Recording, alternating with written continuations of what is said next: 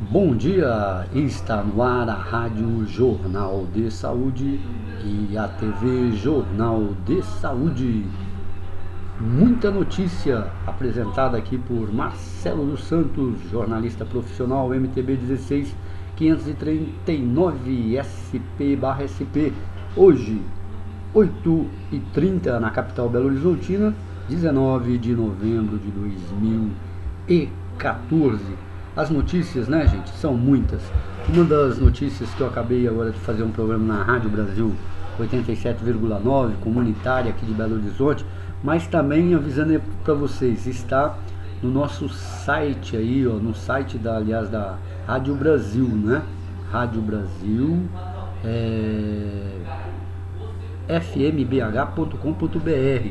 Lá você encontra, né, em novidades, você vai procurando lá o link para você acessar a rádio, né? Ou coloca também Rádio Brasil no buscador da Google, que você vai encontrar lá um link para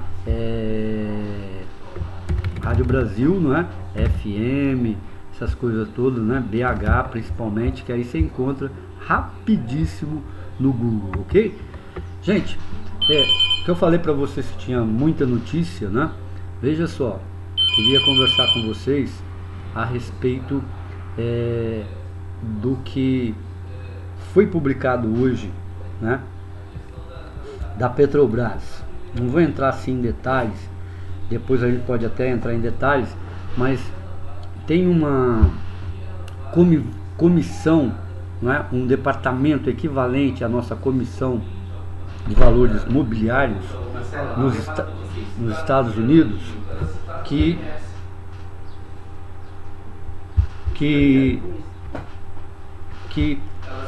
diz o seguinte: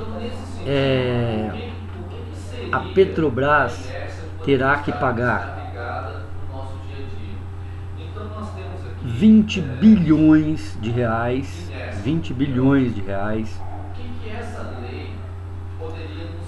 para os acionistas que possivelmente virem em juízo e comprovar que tiveram prejuízo com uma transação que a Petrobras, né, lá de Pasadena, fez a compra, não é? E teve esse prejuízo. Então, o que nós vamos pensar? Parece que está uma caixa sem fundo, não é? Este problema da Petrobras, né? A Petrobras já perdeu com Pasadena 2 bilhões de dólares, não é? 800 milhões de reais foram pagos para os ex-donos dessa refinaria, que é um senhor belga já de 85 anos e outros sócios aí, não é? E devido a um contrato firmado entre esses sócios, né, que obrigava depois de um tempo a outra parte comprar 50% da refinaria. E é óbvio, né, que essa outra parte aí colocou o preço nas nuvens. Essa refinaria não valia mais do que 60 milhões de dólares à época que foi feito em 2007, se eu não me engano, né, a transação para a compra de Pasadena pela Petrobras. Com isso, não é, a Receita Federal norte-americana comprovou que a gestão anterior, os donos anteriores de Pasadena, tinham problemas com o fisco, que a Petrobras encampou, não resolveu, não é, problemas ambientais, e também quando tem qualquer falcatrua em contratos nos Estados Unidos, ambas partes são processadas, né? Então os Estados Unidos moveu essa ação. Só de ação o Brasil já gastou 1 bilhão e 200 milhões, né? Que já foram pagos aí em processos, em multas, em impostos para os Estados Unidos. Não bastasse isso, vem agora essa desagradável notícia que já está aí na imprensa, né, circulando aí pela imprensa, que o Brasil vai ter que arcar. É claro que ainda vai ter um processo, né? Agora veja só, estes processos custam caro, né? Não é igual aqui no Brasil, né? Às vezes para ir à corte se defender, o Brasil vai ter que fazer uma caução milionária, além de deslocar advogados, né, viagens, hotéis, tempo, e a opinião pública, que é mais nefasta ainda, não é? O que o investidor futuro da Petrobras, que tanto agora precisa, não é, de ter um bom faturamento, ter acionistas por causa do Petrosal, e vem, parece que um esquema, ao meu ver, ó, esses diretores, Paulo Roberto Costa, o Alberto Youssef, o Cerveró, Cavendish, né? Todos esses diretores, presidentes aí da Petrobras, excetuando essa senhora que entrou aí, a Graça Foster, Fernando Fabiano, todos aí que estão envolvidos, até mesmo esse pessoal aí de construtoras, empreiteiras, tem por detrás disso, né? Isso é uma especulação que eu faço, mas tem muito de verdadeira, porque se você for perceber, no governo de Fernando Henrique Cardoso, Gustavo Franco, né? Eu tenho aqui uma matéria, depois eu vou até publicar no jornal de saúde.com.br, onde o grupo em volta de Fernando Henrique Cardoso, do PSDB, iria vender tanto a Petrobras quanto o Banco do Brasil. Não é? Então vem lá de trás, não é? Desde 1998, 99, 2000, 2001, Fernando Henrique, não é? Em 2002 não conseguiu aí a reeleição porque ele não podia mais, né? Já tinha 2 mandatos, veio aí o Serra com o Lula, né? E eu não descarto a possibilidade de que essas pessoas aí fazem parte de um processo histórico de desmontar a Petrobras, não é? Desmontar a Petrobras e vendê-la, principalmente hoje que a Petrobras é uma empresa, não é? Das mais rentáveis no mundo e que tem um futuro fora de série, não é? Em questão do Petrosal e outras bacias petrolíferas aí que ela vai explorar, que em 2027, né? Agora nós nem sabemos, mas com tanto escândalo que está tirando o oxigênio dessa grande empresa, não é? Tanto brasileira, estatal brasileira, quanto no mundo, se ela vai realmente conseguir em 2027, né? Ter essa produção do pré-sal, né? E como já estava acertado, né? Investir na educação e investir na saúde, né? Eu ando até já falando, ó, educação precisa a gente começar a projetar a escola, né? Com piscina, com ginásio poliesportivo, pista de atletismo, não é? Uma boa biblioteca, enfim, se não é biblioteca, vamos fazer aí um data center, né, para os estudantes, um banco de dados, computadores, etc e tal, né, notebooks nas salas de aula. Isso para o ensino público. Estou falando para particular não, é ensino público, que já tem muitos cantos pelo mundo afora, né? E o pré-sal poderia, né, possibilitar isso em termos de investimento na sociedade brasileira, né? Como diz aí, gostam alguns aí de filosofar ou até de poetizar, né? Que é o futuro do país, né? Então, é engraçado, né? Para não dizer, para a gente não ficar já o dia muito enfurecido, né? Contrariado, como que o Brasil pode, não é, arcar, vamos supor que seja condenado aí a pagar mais 2, 3, 4, 5 bilhões de dólares para esses investidores, não é? E sendo que quem fez todas as falcatruas foram esses homens aí, que já são hoje réus confessos e são hoje bandidos, não é? São pessoas apenadas, condenadas, estão devolvendo dinheiro que furtaram do esquema do petrolão aí, do petroduto, não é? Da Petrobras.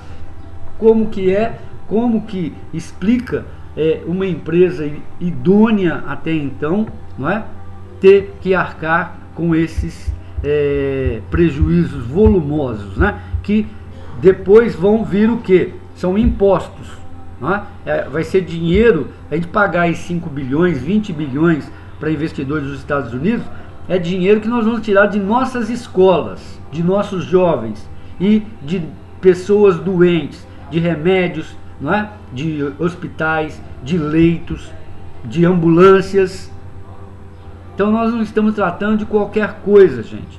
Não é empresa privada, né, como do Ike Batista ou de um banqueiro aí, o Buffett, lá dos Estados Unidos, que segundo aí a literatura já pagou 20 bilhões de dólares, né? Nós estamos falando de uma empresa de Estado, que é dinheiro público, né? Não é dinheiro privado, não é fortuna particular. Então é muito importante a gente separar esses dados, né? E também aí pro pessoal aí norte-americano, né? Vim com menos sede no pote, né? Porque esse pote aí pertence a 202 milhões de brasileiros. Não é só a uma família, né? A um bilionário ou trilionário aí dos Estados Unidos. Tem aqui um lobista acusado de ser elo do PMDB com um esquema, não é, de corrupção aí, que foi o Fernando Baiano. Ele decidiu, ele estava foragido ontem, não é? Ele se entregou. E só esse homem aí, tem um outro aí, eles estão fazendo aí já a delação premiada, né? E vão devolver para os cofres públicos, vocês ouviram ontem, 427 bilhões, né, bilhões de reais para os cofres públicos brasileiros, não é? Ó, não vamos elocubrar aqui, né, igual eu estava falando, quando a gente fica à noite, né, pensando, achando mil esquemas mirabolantes, né, ideias, e às vezes passam tudo, a mente da gente é muito fantasiosa, cria ilusões, né? Precisa ter as provas e contraprovas para a gente ter as certezas, evidências, né? Sempre, e a elucubração é a dúvida. Aí, tem coisa aí, não é? Quem está devolvendo 427 milhões de reais deve ter lucrado 3 bilhões ou mais, né? Essa é a minha elucubração. Não é possível. E muito desses aí com delação premiada, os familiares, né, que hoje têm fortunas, casas, apartamentos, né, investimentos em ações, até às vezes fora do país, automóveis importados e tudo mais, esses aí vão sair incólumes. E esses homens aí da delação premiada ainda vão ficar só 3 aninhos de reclusão, não vão ser moralização nenhuma para o banditismo, para a violência que está engessando o nosso país, não é? Há muitos anos já, não é coisa de agora não. Tem anos e anos e anos que o país afora tem vivido atrás das grades em suas casas, não é? Investindo em sistema eletrônico de segurança, carros blindados, não é? E outros tipos de segurança, porque a violência, não é? O furto, o pequeno furto, o roubo à mão armada, os assaltos têm se agudizado, aumentado em escala matemática. E a oportunidade do nosso judiciário, do nosso poder judiciário, em moralizar, dando exemplos amargos, né, para esses homens que são corruptos, sai entre os dedos com a delação premiada, né? Que não é prêmio para a moralidade, para exemplo, para a purgação de outros criminosos. Vai ficar ainda aquele sentimento que já está aí pela rua, né? A polícia fala, o sentimento de impunidade, e que o crime no Brasil compensa, porque eu fico 3, 5 anos em cana, não é?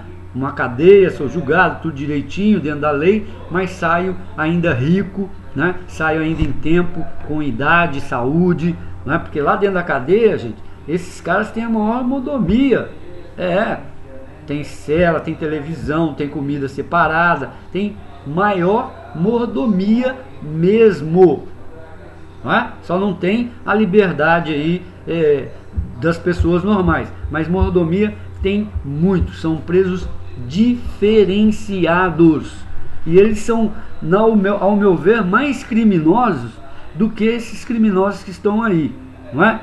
Porque tiveram direito, acesso à universidade, né, a boa alimentação, moradia, enfim, tudo de melhor eles tiveram em suas mãos para serem cidadãos exemplares, homens corretos, homens que visasse o bem comum, né? E falharam. Bem diferente de um ladrão aí que às vezes rouba para sobreviver, para pagar sua droga, não é? Ou então pela ganância mesmo, para ir gastar em boate com mulherada, né? Cordão de ouro, carrão, essas coisas todas materiais que tem a vida aí. Então é difícil, se o Brasil não começar a pensar em moralizar, não é? Esse esquema de corrupção, colarinho branco, não é? O peculato, eficazmente, também não vai diminuir nunca a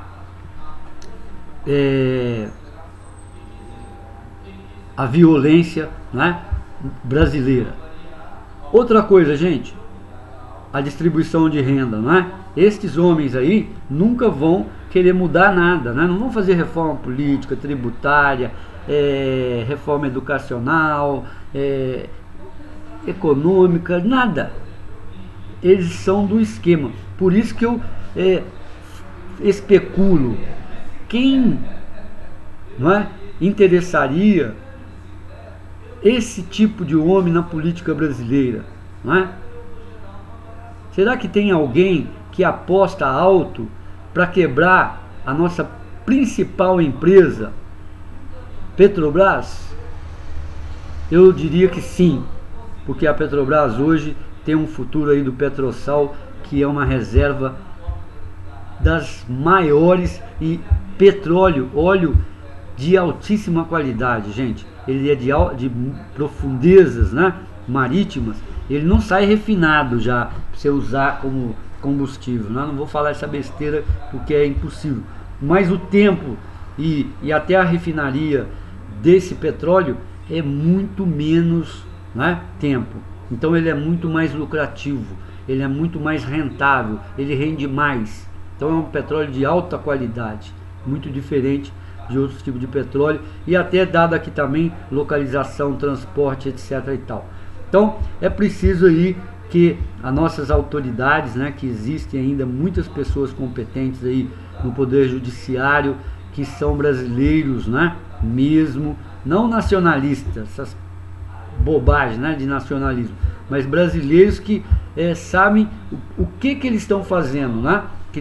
Eles precisam trabalhar para a sociedade brasileira, e outra, né, também com olhos para o mundo, porque hoje nós não estamos sozinhos, né? O Brasil faz parte de um planeta, né? E a conjunção disso, o conjunto disso é que o reflexo de nossas ações aqui pode refletir em outras sociedades, como de outras sociedades em nós, né? Tá aí o caso da poluição, né? Os acordos aí, de gás carbônico, né? Os programas de despoluição, a calota polar aí degelando aí 0,1%, mas pode causar grandes ondas, tsunamis, etc.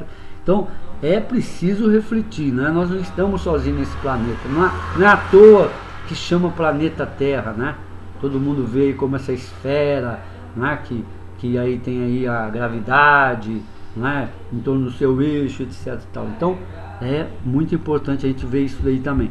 E outra coisa que eu queria falar para vocês, em cima, antes de começar a falar sobre outras notícias, é que me mandaram uma carta aí da internet que o Álvaro Dias, o senador pelo Paraná, vai entrar com uma ação, todo o direito dele, não tiro, né, querendo saber do governo o montante que o governo federal, ou seja, através do BNDES, Banco Nacional de Desenvolvimento Social, investiu em obras, né, em outros países, né? Tem aí África, acho que os 3 países, África do Sul, Nigéria, e um outro que eu não lembro o nome, investimentos em aeroportos, rodovias, tem aí o Porto de Cuba, muito falado aí nas eleições, aí entra Bolívia, entra Uruguai, entra Peru, entra Venezuela, todos com investimentos do BNDES. Agora, gente, outra coisa que tem que ser bem esclarecida: o BNDES não dá dinheiro de graça para ninguém, nem para o brasileiro. Tem que ter um projeto, tem que ser aprovado. E outra, este dinheiro é investimento, ele tem que pagar juros pelo dinheiro. Então todos esses países não estão aqui pegando dinheiro do país, não, senhor, né? Eles estão fazendo empréstimos. E muito nos alegraria se nossas obras estivessem em dia, estivéssemos investindo aí a contento em saneamento básico, despoluição dos nossos rios, tudo, em investir em outros países, menos aquilhoados, né? Menos abençoados aí, como alguns gostam de falar aí, por Deus, né?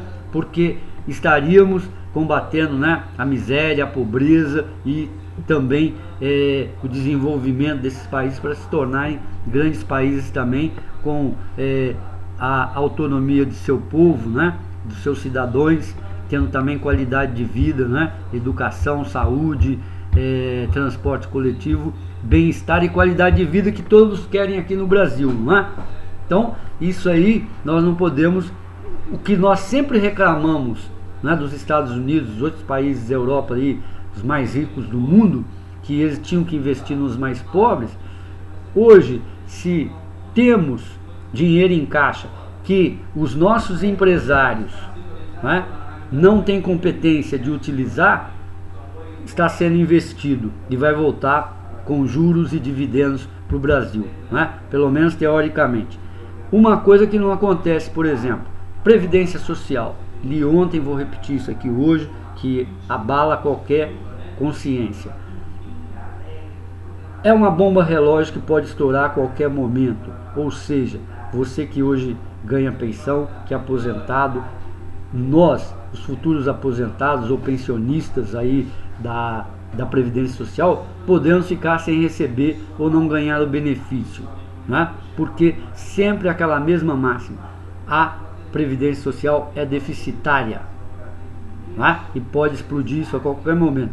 Agora, se compararmos a Previdência Social, que o governo não admite, a ditadura militar uniu todos os institutos e não admite, né, que isso seja os institutos, as caixas, era das empresas, pertenciam aos trabalhadores, era gerenciado pelos trabalhadores, era investimento dos trabalhadores e rendia para os trabalhadores. O governo veio e encampou tudo, né, na ditadura, criou o INPS. E não admite que esse imposto é uma conquista, né, da Previdência para o trabalhador. Para quando ele estiver velho, ele não puder mesmo mais contribuir com o seu trabalho, com sua inteligência, com seu dinamismo para a economia, ele ter como não passar agruras, né? Perder seu padrão de vida conquistado às vezes com muita luta, não é? Aí pega esse dinheiro, o governo acha que pode investir em tudo, né? No governo da ditadura militar, investiram na Binacional Itaipu, investiram na Transamazônica, a estrada que leva lugar nenhum a outro lugar, né? Nenhum. Fizeram e desfizeram, né? Ponte Rio-Niterói e muitas outras obras com dinheiro da Previdência Social. Ela não rende nada. Eles chegam lá e mete a mão, né? Agora, recentemente, utilizaram o dinheiro da Previdência para a construção de estádios. que segundo a Dilma Rousseff vai voltar para os cofres públicos, mas sabe lá quando? 10, 20, 30, 40 anos, né? Então, gente, isso que é, e se você comparar Fundo de Garantia com a conquista do trabalhador, com a Previdência Social, que é outra conquista do trabalhador, muita luta secular, muito sangue derramado. Fundo de Garantia rende TR, rende juros e correção monetária, pouco, tem aí uma discussão aí. E a Previdência Social não rende nada, né? Então, é uma coisa aí que a gente tem que ainda lutar muito, né? Tem muita briga aí para se fazer, né? O IGPM, o Índice Geral de Preços Médio, né? Acelera a alta a 0,72, quase 1%, na segunda prévia de novembro, diz a Fundação Getúlio Vargas, né? Que é uma fundação da Faculdade Getúlio Vargas de Economia, muito respeitada no país. Então, quase 1% aí de inflação, né? Segundo o IGPM.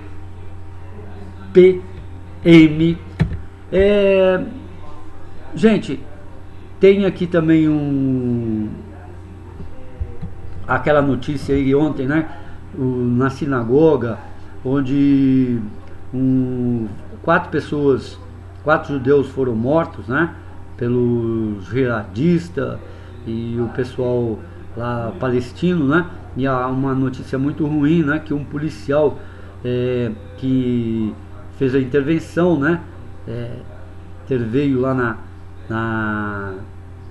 no episódio, né? Morreu, e ele foi ferido, estava gravemente ferido, né? E veio a óbito. Essa é uma notícia aí do Diário Digital e da China Rádio Internacional. Muito ruim isso, né? É uma disputa que os palestinos acham que os judeus não podem ir nesse lugar sagrado lá na Palestina. É fruto de uma ignorância, né? De uma insensatez de ambos lados até, não é? Vamos dizer, se agora está uma época meio recrudescida, acirrada de ânimos, né? Vamos fazer o seguinte, vamos dar um prazo de 60, 90 dias para uma discussão diplomática, para saber se tem como especificar horários, dias de visita, algo em torno para controlar a situação. Não, parece que qualquer coisa entre esses dois aí, palestinos e judeus, torna-se motivo de guerra, não é? De discussão. É quase igual aquele negócio lá que a gente fala aqui, aquele ditado, né?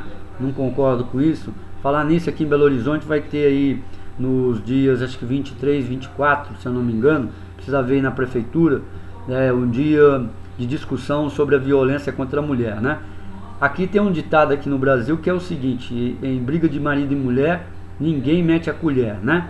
Por que falam isso? Porque eles começam a conversar, aí de repente as ideias se divergem, as opiniões, e aí começam a brigar, discutem, xingam, gritam, um chora, bate porta e tal, e às vezes chega até agressão mesmo, né? E você vai lá se meter no meio e tal, acaba comprando uma briga que não é sua, né? Inimizade, e horas depois os dois estão juntos de novo, né? Como se nada tivesse acontecido, e você fica como o bode expiatório da situação, né? Fica mal na foto, né? Então é muito importante. As atitudes é ligar para o 190, né? É ligar aí para outros telefones aí, 188 se eu não me engano, né? Ou 182, e fazer a denúncia anônima e acabou. Não se envolver. É igualzinho a esses palestinos e judeus, não é? Tem que ter uma arbitragem, mas essa já internacional, não é? Em relação a esses dois países, nessa contenda aí que eles fazem aí entre si. Tem aqui uma nova ação da Farc, não é? Você sabe que a Farc é o pessoal aí da Colômbia, né? Que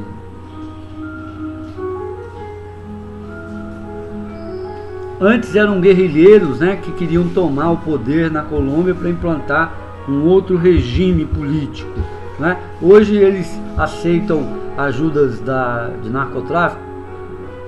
Primeiro começaram sendo ajudados, depois controlaram o narcotráfico, né, principalmente de cocaína, e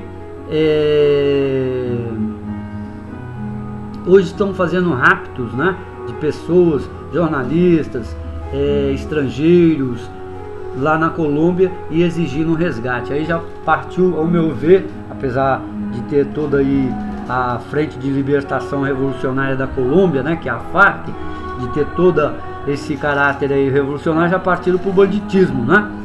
Tá dizendo aqui o presidente da Colômbia, o Juan Manuel Santos, que suspendeu negociações em Havana, mas a guerrilha diz ter vontade de resolver em paz. O ex-presidente aí diz que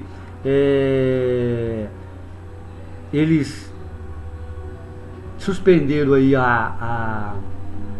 essa negociação, né, depois do sequestro do domingo, né, no domingo agora, recente, do general Rubem Dário Alzate, comandante de uma unidade especial antiguerrilha, de outras duas pessoas, estragou a festa. Santos anunciou que os negociadores não voltam a Havana, onde decorre o processo de paz, sem a libertação dos reféns. Então é outra coisa aí que a Colômbia, gente, com esses tratados aí de paz entre a guerrilha, que está aí entre escolher aí voltar às eleições, ter partidos e tal, vai ter um indulto geral, né? Ninguém vai ser preso e tudo. Desenvolveu um crescimento econômico significativo dentro de todos os países aí da América Latina, não é?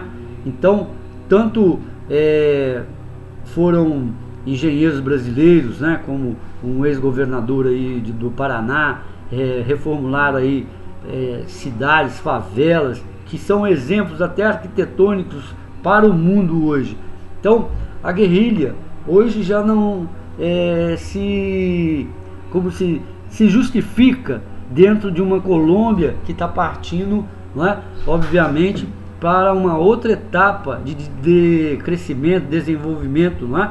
Então, teria sim que a FARC, a exemplo da queda do Muro de Berlim, não é? Da entrega das armas do IRA na Irlanda do Norte, né? E Irlanda do Sul, católicos, protestantes que querem a independência lá e lutam entre si, entregaram as armas e hoje estão no parlamento, né? E ainda tentando essa independência aí que não se conseguiu ainda através do parlamento, plebiscitos, etc. Então, não cabe mais grupos, acredito aqui, como Nicarágua, né, que hoje é outro regime, El Salvador, na América Latina, América do Sul, né, não cabe mais hoje grupos de guerrilha, não é? Então, deveria sim se fazer esse armistício, procurar mesmo a paz, né, que é o melhor caminho, e sendo que esses comandantes hoje vão receber aí a anistia geral e restrita e podem até fazer da FARC um partido político, né? Talvez aí a aspiração da maioria, né, que democraticamente venceria aí na Colômbia, certo? Hoje a notícia que está aí, quase todos os jornais, manchetes dos jornais afora aí, é que o juiz, né, que está incumbido aí da prisão aí de 23 pessoas, né, 23 processos, libertou 11 ontem, né, mas em contrapartida já saiu também, já expediu mandatos de prisão, agora já temporária e preventiva, né, de alguns que ele tinha libertado, né? Essa prisão, né, tem essa prisão de preventiva e temporária, né, tem uma diferença. Uma é de 5 dias. A pessoa vai lá, depois se identifica, tal, faz lá, né, toca o piano, como alguns gostam de falar jocosamente aí, né? Colocam as digitais e é libertado. O outro é que fica de 5 a 90 dias a pessoa reclusa. Gente, por hoje é só. Eu vou terminando aqui o Jornal de Saúde e também a TV de Saúde aqui, o jornal nosso aqui comparado, informativo, né? Amanhã às 8h30 nós voltamos aí novamente aí com muita informação para você e também o nosso jornalismo interpretativo, né? Vamos pegar as notícias, conversar, vamos lembrar de datas, pessoas, agentes que fizeram notícias antes, né? Para ver aqui como está agora, porque tem muita gente hoje, tanto na internet quanto na imprensa, grande imprensa, né? Falada, a radiofônica, a televisiva, impressa, que paga, né? Para falar determinadas coisas e para fazer o caos, né? Quanto pior, melhor